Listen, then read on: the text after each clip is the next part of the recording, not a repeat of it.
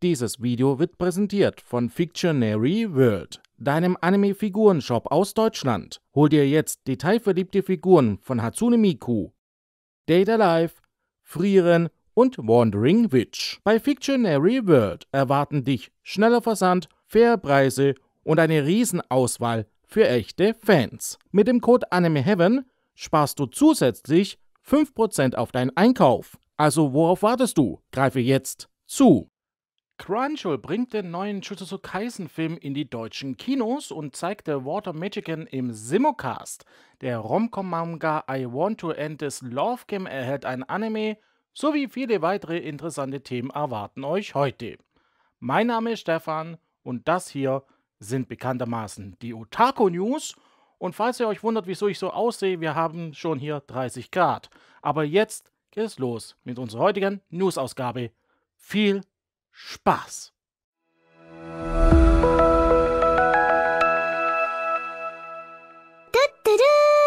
Beginnen wir unsere heutige News-Ausgabe mit einem der Highlights diesen Jahres. Dandadan überzeugte weltweit mit seiner Geschichte und nicht minder mit den Comedy-Einlagen.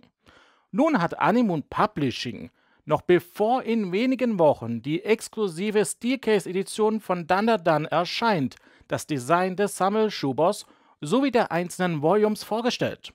Das erste Volume von Dandadan, welches die ersten 4 Episoden in der von ADN produzierten deutschen Vertonung sowie im japanischen Originalton mit deutschen Untertiteln beinhaltet, erscheint am 27. Juni, wahlweise als Digipack-Ausgabe von Polyband Anime oder als Steelcase-Edition von Animoon Publishing. Im August geht es dann mit dem zweiten Volume weiter, bevor im Oktober das abschließende dritte Volume erscheint. Jedem Volume der Steelcase-Edition liegt als extra ein Acrylaufsteller bei. Der passende Sammelschuber, der Platz für alle 3 Volumes bietet, ist separat zum Preis von 14,99 € erhältlich. Crunchyroll gab kürzlich bekannt, dass man den neuen Compilation-Film zu Jujutsu Kaisen in die deutschen Kinos bringen wird. Der Film trägt den Titel Jujutsu Kaisen, der versteckte Schatz, der verdorbene Schatz, der Film und fasst die Geschehnisse des Hidden Inventory Premature Death Arcs aus der 2. Staffel zusammen. Zusätzlich wurde eine neue Schlussszene für die Kinofassung erstellt. Die internationale Veröffentlichung soll noch im Sommer diesen Jahres beginnen. Ein konkreter Termin für den Kinostart in Deutschland steht zum aktuellen Zeitpunkt allerdings noch aus. Für die Produktion des Kinofilmes, welcher am 30. Mai seine japanische Kinopremiere feierte, war das Studio MAPPA verantwortlich, bei dem Shota Gosho-Sone, der Episodendirektor bei Chainsaw Man, die Position des Regisseurs übernahm. Disney Plus hat sein Synchronisationsportfolio aufgestockt und bietet mit den Episoden 206 bis 366 der ersten Bleach-Serie sowie der ersten Episode der 2. Staffel von Go Go Loser Ranger, welche ab sofort nicht mehr nur im japanischen Originalton, sondern auch auf Deutsch geschaut werden können, 2 Titel ab sofort zusätzlich auch mit deutscher Synchronisation an. Ja, das war alles, was diese News angeht. Crunchyroll gab weiter bekannt, dass man sich die Lizenz an der Anime-Adoption von der Water Magician gesichert hat.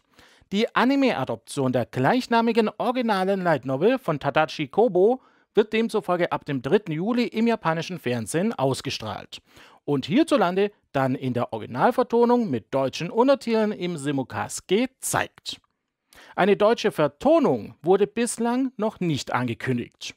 Für die Produktion der Fantasy-Serie zeichnen sich die Studios Typhon Graphics und Wonderland verantwortlich, bei dem Hideyuki Satake die Position des Regisseurs übernimmt. Der japanische Verlag Shogakukan gab bekannt, dass die Manga-Reihe I Want to End This Love Game eine Anime-Adoption erhält. Bei der Anime-Umsetzung handelt es sich um eine TV-Serie, welche zu einem noch nicht näher genannten Zeitpunkt im japanischen Fernsehen startet. Weitere Details, wie etwa die Mitwirkenden an der Produktion, stehen bislang noch aus.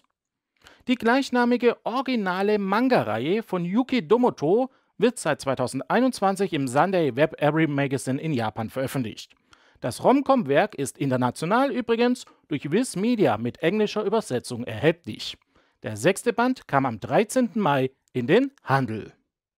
Auf dem offiziellen Twitter-Account der Anime-Adoption von Wadri Kun's is About to Collapse wurde verkündet, dass diese am 4. Juli in Japan anläuft. Die Adoption der gleichnamigen originalen Manga-Reihe von Naru Naomi entsteht unter der Regie von Takashi Naoya, der zusammen mit Tatsuya Takahashi auch das Drehbuch schreibt, im Studio Stable Entertainment. Joko Yasuda erstellt das Charakterdesign. Das Werk ist international durch den Kodansha USA Verlag mit englischer Übersetzung übrigens erhältlich. Wenigen Wochen vor dem Start der 4. Staffel von der Rising of the Sheet Hero wurde durch einen Eintrag auf der offiziellen Webseite der Serie die Anzahl der neuen Episoden bekannt gegeben. Die 4. Staffel wird demzufolge insgesamt 12 Episoden umfassen. Damit zählt diese, wie auch die 3. Staffel mit ebenfalls 12 Folgen, zu den kürzesten Staffeln der Isekai-Serie. Im Vergleich war die 1. Staffel mit 25 Episoden mehr als doppelt so lang, während die 2. Staffel auf 13 Folgen kam.